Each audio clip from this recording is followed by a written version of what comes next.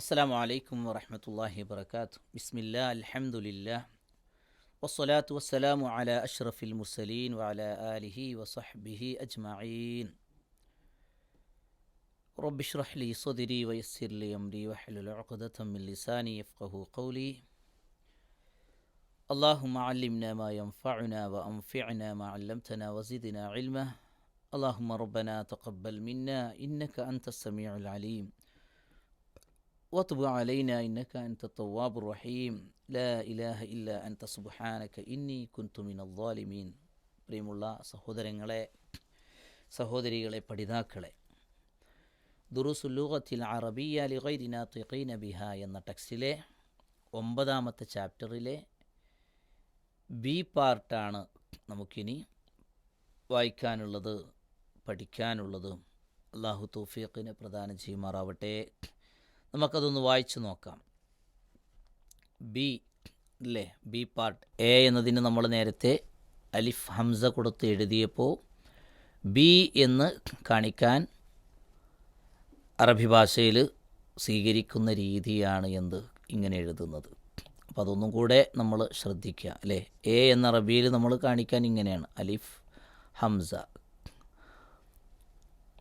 B എന്നാണെങ്കിൽ നമ്മൾ നേരത്തെ മുകളിൽ എടുത്തതുപോലെ ഇതേ രീതിയിൽ കാണിക്കുന്നു.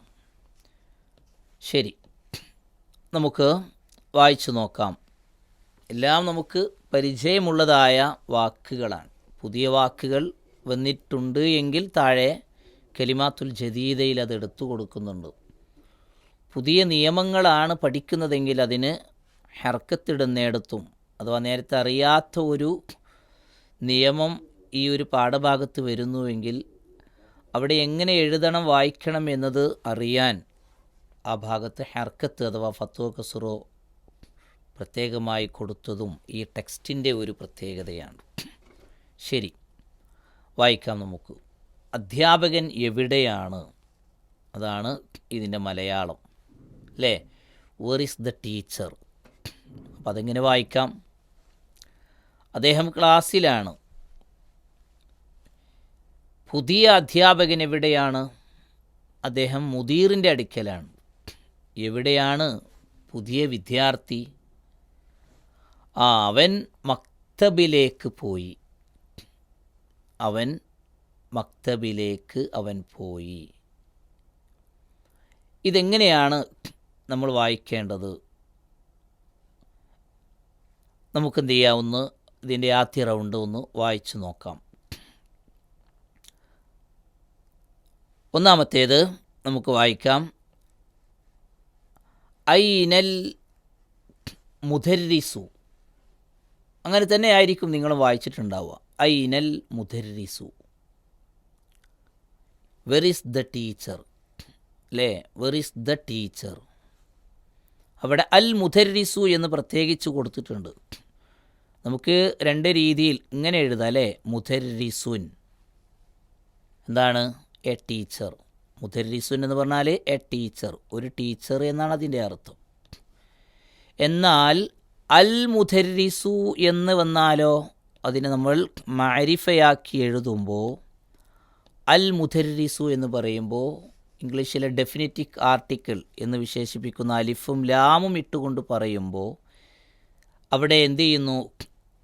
അൽ മുദർരിസു എന്നതിനെ അർത്ഥം പറയുന്നത് എങ്ങനെയായിരിക്കും? ദ ടീച്ചർ എന്നായിരിക്കും അല്ലേ. The teacher. അൽ മുദർരിസു എന്ന് പറഞ്ഞാൽ അതിൻ്റെ അർത്ഥം ദ ടീച്ചർ എന്നതാണ്. അപ്പോൾ ഐനൽ മുദർരിസു, ഐനൽ മുദർരിസു, where is the teacher, where is the teacher. ഹുവ ഫിൽ ഫസ്ലി. ഹുവ, ഹി അല്ലേ, അദ്ദേഹം അല്ലെങ്കിൽ അവൻ, ഹി. ഹുവ ഫിൽ ഫസ്ൽ, അദ്ദേഹം ക്ലാസ്സിലാണ്, അദ്ദേഹം ക്ലാസ്സിലാണ്. അടുത്തത് നോക്കൂ നിങ്ങൾ. വ ഐനൽ മുദർരിസുൽ ജദീദു. വ ഐനൽ മുദർരിസു. അൽ മുദർരിസു എന്നതിലേക്ക് അൽ ജദീദു എന്ന് കാണിച്ചു. വ ഐനൽ മുദർരിസുൽ ജദീദു. അപ്പോൾ അതിൻ്റെ അർത്ഥം എന്താണ്? പുതിയ ടീച്ചർ എവിടെയാണ്? പുതിയ ടീച്ചർ എവിടെയാണ്? അൽ മുദർരിസുൽ ജദീദു, പുതിയ ടീച്ചർ എവിടെയാണ്? Where is the new teacher? അതാണ് അതിൻ്റെ അർത്ഥം. എന്താണ് ഈ ഒരു പാഠഭാഗത്ത് വന്നത്? അൽ മുദർരിസു. അൽ മുദർരിസു എന്ന് പറഞ്ഞാൽ ടീച്ചർ, ദ ടീച്ചർ എന്നതാണ് അതിൻ്റെ അർത്ഥം. എന്നാൽ അതിനെ ഒന്ന് വിശേഷിപ്പിക്കണം, പുതിയത് എന്ന വിശേഷണം അതിന് നൽകുകയാണെങ്കിൽ അൽ മുദർരിസു എന്നതിന് പുതിയത് എന്ന ഒരു വിശേഷണം നൽകി നമ്മൾ പറയുകയാണെങ്കിൽ ഏത് രീതിയിൽ കൊടുക്കണം? അൽ മുദർരിസു, ഇങ്ങനെയാണ് അതെഴുതിയത്. ഇതിന് ഒരു നഅത്ത് അഥവാ ഒരു വിശേഷണം നമ്മൾ കൊടുക്കുകയാണെങ്കിൽ എന്ത് ചെയ്യണം? പുതിയത് എന്ന വിശേഷണമാണ് എങ്കിൽ അൽ ജദീദു എന്ന് കൊടുക്കണം. അൽ ജദീദു എന്ന് കൊടുക്കണം. അപ്പോൾ എൻ്റെ അർത്ഥം എങ്ങനെയാണ് ഇതിൻ്റെ അർത്ഥം വരിക? അൽ മുദർരിസുൽ ജദീദു എന്നതിൻ്റെ അർത്ഥം എന്തായിരിക്കും? ദ ന്യൂ ടീച്ചർ എന്നായിരിക്കും. The new teacher. എന്നാൽ അതേ സമയത്ത് ഇത് കൊടുത്തില്ല എന്ന് വിചാരിക്കുക നമ്മൾ. ഏത് കൊടുത്തില്ല? ഈ അലിഫ്ലാം നമ്മൾ കൊടുക്കാതെ അൽ മുദർരിസു ജദീദുൻ എന്നാണ് കൊടുക്കുന്നത് എന്ന് വിചാരിക്കുക. അൽ മുദർരിസു ജദീദുൻ എന്ന് മാത്രം കൊടുക്കുന്നു. ഇതിൻ്റെ അർത്ഥവ്യത്യാസം നോക്കൂ നിങ്ങൾ. അൽ മുദർരിസു ജദീദുൻ എന്നാണ് എങ്കിൽ അതിൻ്റെ അർത്ഥം എന്തായിരിക്കും? ദ ടീച്ചർ ഈസ് ന്യൂ എന്നതാണ്. The teacher is new, teacher പുതിയതാണ്, അധ്യാപകൻ പുതിയതാണ്. എന്നാൽ അതേ സമയത്ത് അൽ മുദർരിസുൽ ജദീദു എന്നാണെങ്കിലോ പുതിയ അധ്യാപകൻ എന്നതാണ് അതിൻ്റെ അർത്ഥം. വാചകം അവിടെ പൂർത്തിയാകുന്നില്ല, ശേഷം വരുന്നതിലേക്ക് ചേർത്തുകൊണ്ടാണ് വാചകം പൂർത്തിയാകുക. അപ്പോൾ വ ഐനൽ മുദർരിസുൽ ജദീദു, കണ്ടോ വാചകം അതിലേക്ക് ചേർത്ത് വരിക, അല്ലെങ്കിൽ അതിൻ്റെ തൊട്ട് മുമ്പ്, ഇവിടെ തൊട്ട് മുമ്പ് വന്നു വ ഐനൽ മുദർരിസുൽ ജദീദു. എന്താണ് അതിൻ്റെ അർത്ഥം? എവിടെയാണ് പുതിയ ടീച്ചർ? പുതിയ ടീച്ചർ എവിടെയാണ്? അപ്പോൾ അതിൻ്റെ ഉത്തരം ഹുവ ഇൻദൽ മുദീരി.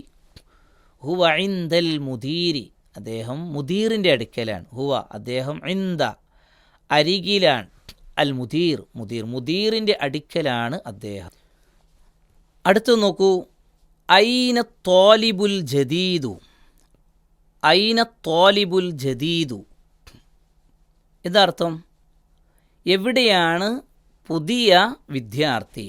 അത്വാലിബുൽ ജദീദു. അപ്പോൾ ത്വാലിബ് എന്നതിനെ മൻഊത്താണ്, അഥവാ വിശേഷിപ്പിക്കപ്പെട്ട വസ്തുവാണ്. ത്വാലിബ് എന്നതിനെയാണ് ഒരു വിശേഷണം നൽകുന്നത്. എന്താണ് ആ വിശേഷണം? പുതിയത്. അപ്പോൾ അതിന് എഴുതുന്നത് എങ്ങനെയാണ്, വായിക്കുന്നത് എങ്ങനെയാണ്? അതാണല്ലോ നമ്മളിവിടെ പഠിക്കുന്നത്. ഐന ത്വാലിബുൽ ജദീദു എന്ന് പറയുമ്പോൾ അവിടെ അത്വാലിബു എന്നതിന് വിശേഷണം കൊടുക്കുകയാണ്. അത്വാലിബു അതിന് വിശേഷിപ്പിക്കുമ്പോൾ വിശേഷണത്തിനും എന്ത് കൊടുക്കണം? അലിഫ്ലാം കൊടുക്കണം. അത്വാലിബു അൽ ജദീദു. അത്വാലിബു അൽ ജദീദു ചേർത്ത് വായിക്കുമ്പോൾ അത്വാലിബുൽ ജദീദു, ദ ന്യൂ സ്റ്റുഡൻറ്റ്, ഇതാണ് ഇതിൻ്റെ അർത്ഥം. അപ്പോൾ ചോദിക്കുന്നു, ഐന ത്വാലിബുൽ ജദീദു, എവിടെയാണ് പുതിയ വിദ്യാർത്ഥി? ഉത്തരം ദഹബ ഇലൽ മക്തബത്തി. ദഹബ ഇലൽ മക്തബത്തി. അപ്പോൾ ദഹബ എന്ന് പറഞ്ഞാൽ അതിൻ്റെ അർത്ഥം പോയി എന്നാണ്. പക്ഷെ ഇവിടെ ഒരു ചോദ്യത്തിന് അവൻ എവിടെ പോയി എന്ന് ചോദിക്കുമ്പോൾ അതിനുത്തരം ദഹബ വന്നാൽ അതിൻ്റെ ഉള്ളിൽ അവൻ പോയി, അഥവാ ഹി വെൻറ്റ്, അവൻ പോയി. ദഹബ അവൻ പോയി, ഇലൽ മക്തബത്തി. മക്തബത്ത് യാനി ലൈബ്രറി. അവൻ പുസ്തകശാലയിലേക്ക് പോയി, അല്ലെങ്കിൽ ലൈബ്രറിയിലേക്ക് അവൻ പോയി എന്നാണ് അതിൻ്റെ അർത്ഥം. ശരി, അടുത്ത് നോക്കൂ.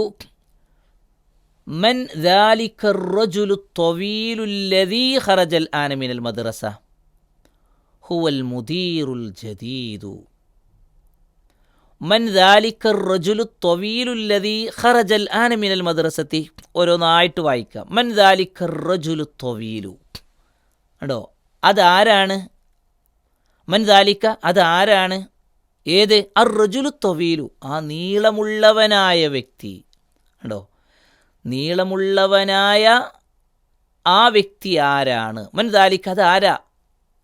അർ റജുലു ത്വവീലു, നീളമുള്ളവനായ വ്യക്തി. അപ്പോൾ നീളമുള്ളവനായ ഒരു വ്യക്തി എന്ന് പറയണമെങ്കിൽ അർ റജുലു എന്നതിന് വിശേഷണമായി ത്വവീൽ നൽകുമ്പോൾ അർ റജുലു ത്വവീലു എന്ന് തന്നെ കൊടുക്കണം.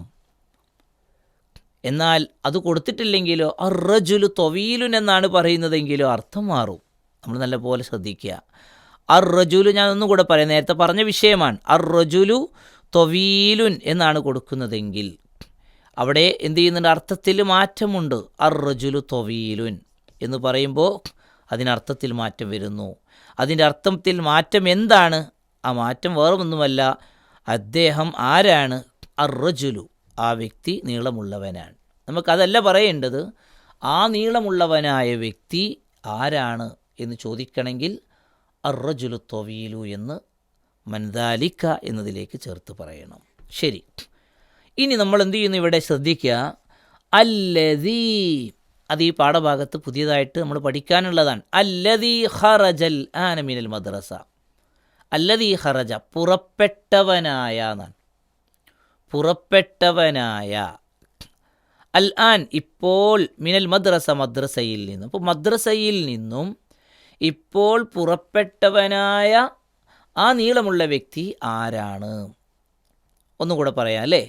മൻ ദാലിക റജുലു ത്വവീലു, ആ നീളമുള്ള വ്യക്തി അല്ലെങ്കിൽ അർ റജുൽ, പുരുഷൻ, ആ നീളമുള്ള പുരുഷൻ. അല്ലദീ ഖറജൽ ആന, ഇപ്പോൾ പുറപ്പെട്ടവനായ. മിനൽ മദ്രസത്തി, മദ്രസയിൽ നിന്നും. അപ്പോൾ മദ്രസയിൽ നിന്നും ഇപ്പോൾ പുറപ്പെട്ടവനായ ആ നീളമുള്ള പുരുഷൻ ആരാണ്? യെസ്, റജുലു എന്നതിന് ഒരാൾ എന്നർത്ഥം വരും. അതുകൊണ്ടാണ് പുരുഷൻ എന്നും വ്യക്തി എന്നൊക്കെ പറയുന്നത്. ഏതായിരുന്നാലും അതിൻ്റെ ഉത്തരം ഹുവൽ മുദീറുൽ ജദീദ്. ഹുവൽ മുദീറുൽ ജദീദ്, അതാരാണ്? അത് പുതിയ മാനേജറാണ്.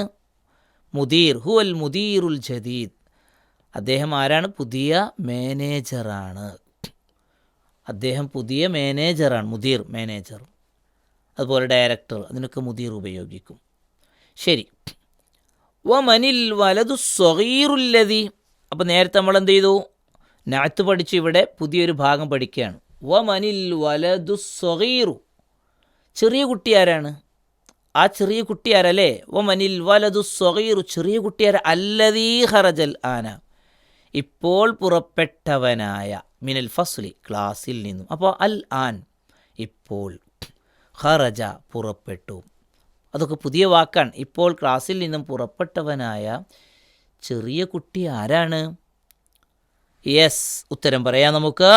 ഹുവബിനുൽ മുദീരിൽ ജദീദി. ഹുവബിനുൽ, ഉണ്ടോ? ഹുവബിനുൽ മുദീരിൽ ജദീദി, പുതിയ മുദീറിൻ്റെ, മാനേജറുടെ മകനാണ്. ഹുവബിനു, വായിച്ച രീതി നോക്കൂ, മുമ്പ് നമ്മൾ മനസ്സിലാക്കിയതാണത്. എന്താണ് നമ്മൾ മനസ്സിലാക്കിയത്? അവിടെ ഈ അലിഫിൻ്റെ മുകളിൽ കണ്ടില്ലേ, ഒരു ചെറിയ, വളരെ ചെറിയ ഒരു സ്വാ എന്ന് കാണല്ലേ. സ്വാദിൻ്റെ തല മാത്രം കൊടുത്തിട്ടുണ്ട്. എന്താ അതിൻ്റെ അർത്ഥം? അത് വസ്ലിൻ്റെ ഹംസയാണ്. അപ്പോൾ അവിടെ അതിന് ഹുവ ഇബിനു എന്ന് വായിക്കാൻ പാടില്ല. അവിടെ എന്ത് വായിക്കണം? ഹുവ ബിനു. എങ്ങനെ വായിക്കേണ്ടത്?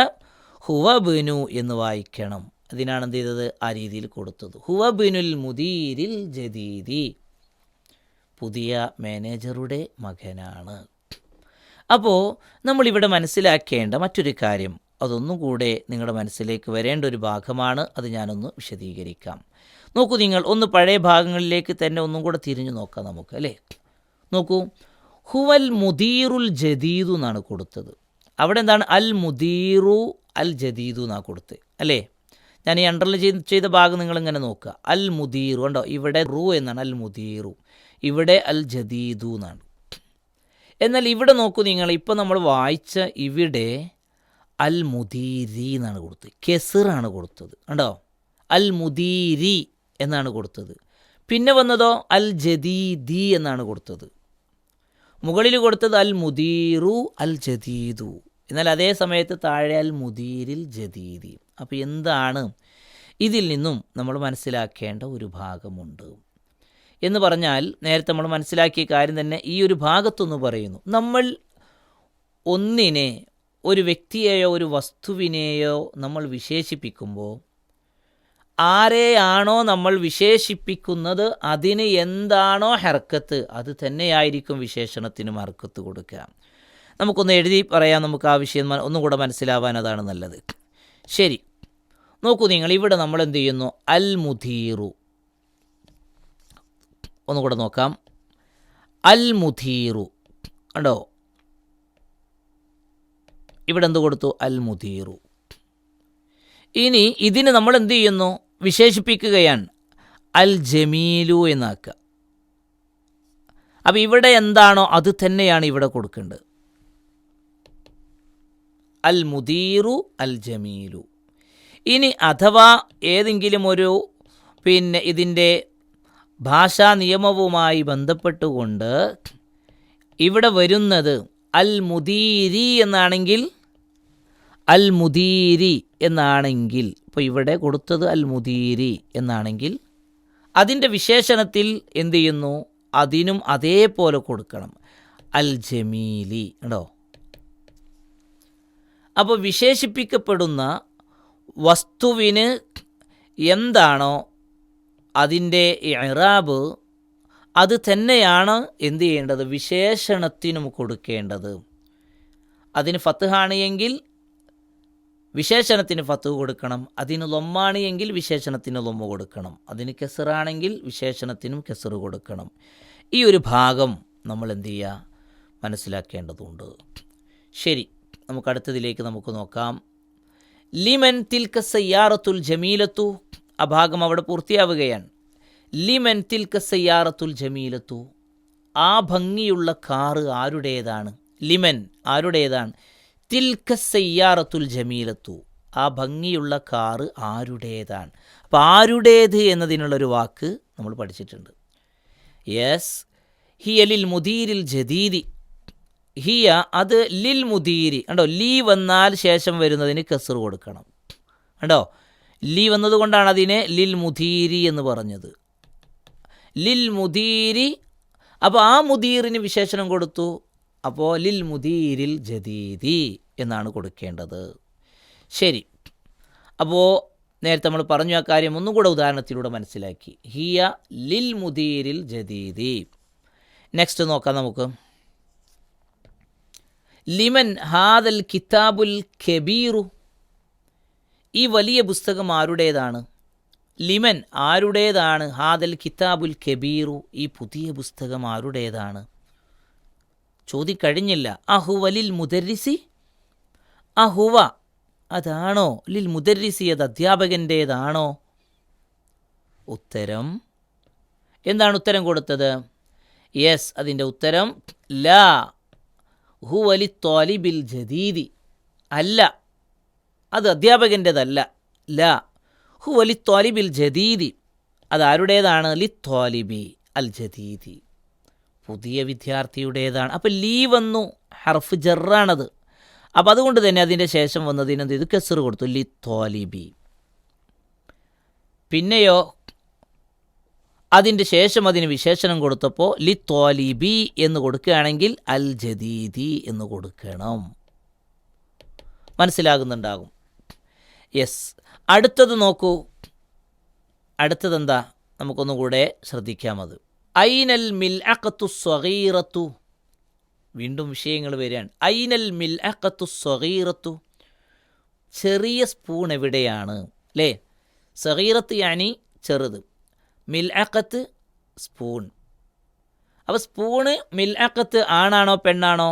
അല്ല, മിൽഅഖത്തുൻ. കണ്ടില്ലേ ഇവിടെ തുൻ, അത് മുഅന്നസിനെ അഥവാ സ്ത്രീലിംഗത്തെ കാണിക്കുന്നു. അപ്പോൾ അൽ മിൽഅഖത്തു. അസ്വഗീറത്തു, സ്വഗീറത്ത് കണ്ടില്ലേ? മിൽഅഖത്ത് മുഅന്നസ് ആയതുകൊണ്ട്, സ്ത്രീലിംഗമായതുകൊണ്ട് അതിന് വിശേഷണം നൽകിയപ്പോൾ അതിനെയും എന്ത് ചെയ്തു? മുഅന്നസാക്കി മാറ്റി. അപ്പോൾ ഐനൽ മിൽഅഖത്തു സ്വഗീറത്തു, where is the small spoon? എവിടെയാണ് ചെറിയ സ്പൂണ്? ഇതാണ് അതിൻ്റെ അർത്ഥം. ശരി, നമുക്ക് നോക്കാം. ഹിയ ഫിൽ കൂബി ഉണ്ടോ? ഹിയ അതിനുത്തരം നൽകിയപ്പോൾ അത് മിൽഅഖത്ത് മുഅന്നസായതുകൊണ്ട് ഹിയ അത് ഫിൽ കൂബി അത് കൂബിലാണ്. കൂബ് എന്ന് എന്താ? ഗ്ലാസ്സിലാണ്, കോപ്പ എന്നൊക്കെ പറയല്ലേ, കൂബ്.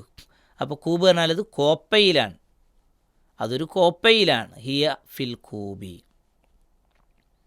ഐനൽ കുർസിയുൽ മക്സൂറു, ഐനൽ കുർസിയുൽ മക്സൂറു, അൽ കുർസി അൽ മക്സൂർ എവിടെയാണ് ചെയർ? അതിന് വിശേഷണം കൊടുത്താൽ മക്സൂർ. അപ്പോൾ പൊട്ടിയ ചെയർ എവിടെയാണ് അല്ലേ? Were is the broken chair? എവിടെയാണ് പൊട്ടിയ കസേരയുള്ളത്? യെസ്, അതിൻ്റെ ഉത്തരം പറയുന്നു ഹുവ ഹുനാക്ക, അത് അവിടെ ഉണ്ട്. ഹുവ അത്, ഇറ്റ് ഈസ് ദർ, അത് അവിടെയുണ്ട്. ഹുനാക്ക എന്ന് പറഞ്ഞാൽ അവിടെ. ഹുവ ഹുനാക്ക, അത് അവിടെയുണ്ട്. ഹുവ ഹുനാക്ക എന്ന് പറഞ്ഞാൽ അതവിടെ ഉണ്ട്. അപ്പോൾ ഈ പാഠഭാഗത്ത് നമുക്ക് പഠിക്കാനുള്ള ചില ഭാഗങ്ങളുണ്ട്. ആ ഭാഗങ്ങളെ നമ്മളൊന്ന് ഷോർട്ടാക്കി പറയുകയാണ് എന്നുണ്ടെങ്കിൽ, വിശേഷണത്തെ എന്ത് ചെയ്യുന്നുണ്ട്? വിശേഷിപ്പിക്കപ്പെടുന്ന വസ്തുവിനെ എന്താണോ അതിന് ഹർക്കത്ത് ഇറാബുള്ളത്, ഫത്ഹാണോ കെസറാണോ ലൊമ്മാണോ, അത് തന്നെയായിരിക്കും വിശേഷണത്തിനും നൽകേണ്ടത്. ഉദാഹരണമായി അൽ മുദർരിസു എന്നാണെങ്കിൽ അൽ ജദീദു എന്ന് കൊടുക്കണം. എന്നാൽ ലിൽ മുദർരിസി എന്നാണെങ്കിൽ അൽ ജദീദി എന്ന് കൊടുക്കണം. അതുപോലെ തന്നെ അൽ മുദർരിസത്തു എന്ന് അതിനെ നമ്മൾ മുഅന്നസാക്കി പറയുകയാണെങ്കിൽ അൽ ജദീദത്തു എന്ന് പറയണം. ഇങ്ങനെ മൻഊത്തിന് അഥവാ വിശേഷിപ്പിക്കപ്പെടുന്ന വസ്തുവിന് എന്തൊക്കെയുണ്ടോ അത് തന്നെയായിരിക്കും നഅത്തിനുമുള്ളത് എന്ന ഒരു ഭാഗമാണ് ഇതിൽ നമുക്ക് പ്രത്യേകിച്ച് പഠിക്കാനുള്ളത്. മറ്റൊന്ന് ഒരു പ്രോനൗണുമായി ബന്ധപ്പെട്ടുകൊണ്ടുള്ള വിഷയമാണ്, സർവനാമവുമായി ബന്ധപ്പെട്ടുകൊണ്ടുള്ള ഒരു ഭാഗമാണ്. ഇൻഷാ അല്ലാഹ് അത് തംരീൻ വായിക്കുമ്പോൾ നമുക്ക് ഒന്നും കൂടെ സ്പഷ്ടമാക്കി നമുക്ക് അത് മനസ്സിലാക്കാം. അള്ളാഹു അനുഗ്രഹിക്കട്ടെ. അസ്സലാമു അലൈക്കും വറഹ്മത്തുള്ളാഹി വബറകാതുഹു.